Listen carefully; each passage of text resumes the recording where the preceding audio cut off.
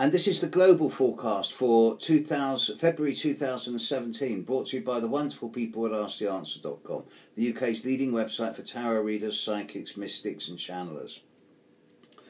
With Venus and Mars together in Aries over most of this month, with Venus slowing down and Mars speeding up, there does seem to be a kind of me first attitude dominant in the world at the moment, and a kind of more narrow-minded or short-sighted approach to dealing with the world's problems does seem to be around at this time.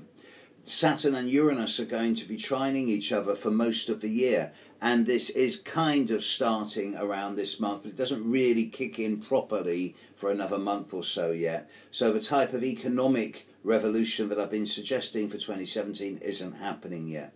There are a couple of eclipses this month that need to be addressed. There's an eclipse of the full moon. It's a partial eclipse on the 11th of February, and actually this is looking rather nice for a lot of people. Those people who have been through some concentrated shifts and changes over this last year should find that they start getting the rewards of their efforts around this full moon. The new moon on the 26th of February is a partial eclipse of the sun.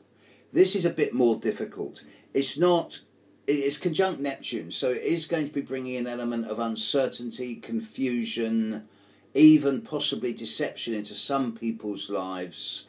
And if you're one of these people whom over this last year has been going through a degree of neuroses and or fatigue, then I expect this to reach a kind of high point at the end of February, from when on it will start decreasing. But this does not augur well for long-term harmonious situations in the world as developing, and yeah, it's a bit of a stinker, that new moon.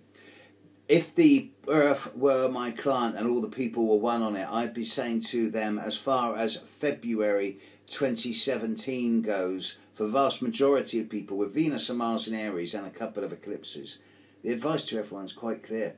Stay in the background. Don't stick your head over the parapet. You do, you're going to get shot at.